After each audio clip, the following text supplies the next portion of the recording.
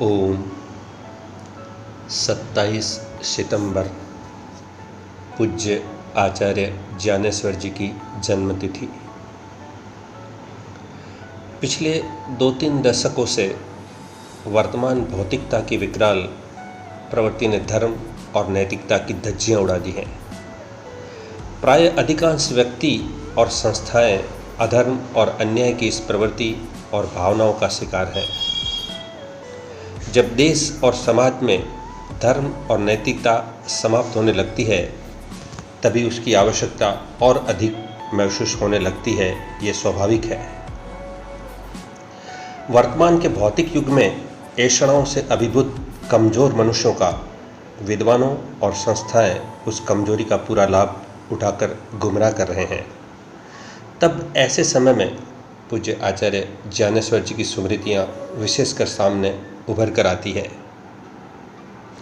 आचार्य ज्ञानेश्वर जी ने अधर्म के झूठे आश्वासनों के अंबर खड़े करने के बजाय धर्म का एक बूंद भी अगर मिट्टी में मिलकर पल्लवित होता है तो उसको अधिक महत्व दिया। भौतिकता के भव्य शिखर पर होते हुए भी आचार्य जी ने नैतिकता की नरमियों को कभी छोड़ा नहीं था।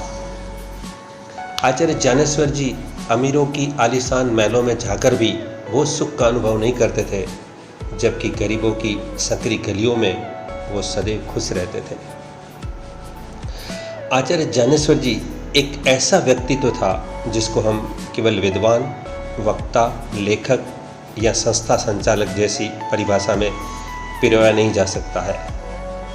वास्तविक सच्चे अर्थों में वे विद्वान, वक्ता, लेखक के साथ साथ एक अच्छे, सरल और निराभिमानी एवं सबकी उन्नति में विश्वास करने वाले उदार, दरिया दिल महामानव थे। आचार्य ज्ञानेश्वर जी को विद्वान, वक्ता और लेखक जैसे बंधनों से मुक्त होकर देखा जाए तो वे एक सच्चे अर्थों में एक देवता पुरुष थे। देवता पुरुष प्रातःकाल उठते ही यही सोचता है कि आज किसको क्या क्या देना है। कोई आवश्यकता अनुभव करने वाला व्यक्ति हमारी भावनाओं, वस्तुओं और व्यवहार से कहीं वंचित न रह जाए।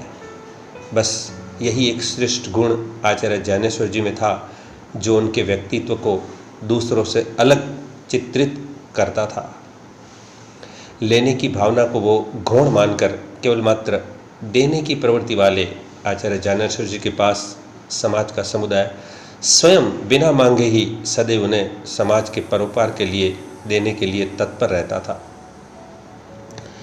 उनके देवत्व स्वभाव के कारण उनके द्वारा निर्मित सामाजिक, धार्मिक कार्यों में कभी भी धन का अभाव नहीं रहा। वे जितनी अपेक्षा करते उससे कहीं अधिक सहयोग राशि प्राप्त हो जाती थी। किसी विद्वान ने श्रद्धांजलि सभा में अपनी भावनाओं को व्यक्त करते हुए कहा था, आचार्य ज्ञानेश्वर जी 2 जन्मों का काम एक जन्म में करके गए, ये उनकी बड़ी महानता है। गृह त्याग करते समय आचार्य ज्ञानेश्वर जी ने ये नहीं सोचा था कि मैं इतना बड़ा विद्वान, गुरुकुल का संचालन करने वाला आचार्य, आश्रम का संस्थापक व संचालक बनकर इतना सारे कार्य कर पाऊंगा।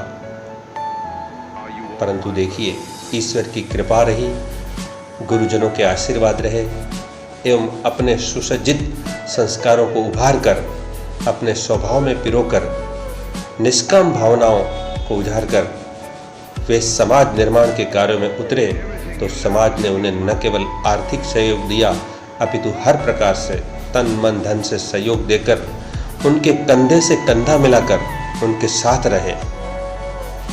पूज्य आचार्य ज्ञानेश्वर जी पुरुषार्थ के फलस्वरूप, उनके पुरुषार्थ के फलस्वरूप करोड़ों रुपयों से प्रकाशित लाखों पुस्तकों आज देश विदेश में लोगों का मार्गदर्शन कर रही है। आचार्य ज्ञानेश्वर जी के पूज्य गुरु स्वामी सत्यपति जी महाराज ने देश विदेश के हजारों परिवारों में योग साधना के माध्यम से हजारों व्यक्तियों को ब्रह्म याज्ञिक बनाया। तो उनके प्रमुख शिष्य आचार्य ज्ञानेश्वर जी ने यज्ञ प्रशिक्षण शिविरों के माध्यम से हजारों परिवारों व व्यक्तियों को अग्निहोत्री बनाया और हजारों घरों में यज्ञ हवन की अग्नि को प्रज्वलित किया। आज भी आचार्य ज्ञानेश्वर जी की प्रेरणा से हजारों परिवारों में अग्निहोत्र के माध्यम से देव यज्ञ की पुष्टि हो रही है। पूज्य आचार्य ज्ञानेश्वर जी की प्रेरणा का प्रसाद प्राप्त करके मेरे जैसे अनेकों उनके शिष्यगण आज भी देश समाज में अनेकों परिवारों में यज्ञ की ज्योति स्थापित कर रहे हैं। ये उनकी ही प्रेरणा का परिणाम और प्रभाव है। प्राय आज का मनुष्य परस्पर संबंधों में दूसरे मनुष्यों को भवनों से जोड़कर अपने स्वार्थ की सिद्धि करने की सोच विचार रखता है, परंतु आचार्य ज्ञानेश्वर जी इस भावना से बिल्कुल विपरीत थे। आचार्य ज्ञानेश्वर जी की विशेषता ये थी कि वो समाज के हर स्तर के व्यक्ति को भवनों के बजाय अपनी सच्ची निष्ठा युक्त भावनाओं, विचारों और वैदिक सिद्धांतों से जोड़कर अपनत्व का निखार प्रस्तुत करते थे। परिणाम स्वरूप वो सब स्तर के लोगों को अपना लगते थे। यही विशेषता उन्हें अन्यों से अलग उभारती थी और सब लोग उन्हें अपनापन महसूस करने को मजबूर करती थी। आचार्य ज्ञानेश्वर जी उदारता के जितने बड़े उपासक थे उतने ही कंजूसी के कड़े विरोधी भी थे। इसलिए ही उनका स्वभाव था बांटना और दूसरों को तृप्त रखना। सबकी उन्नति में अपनी उन्नति, ये उनका मूल मंत्र था।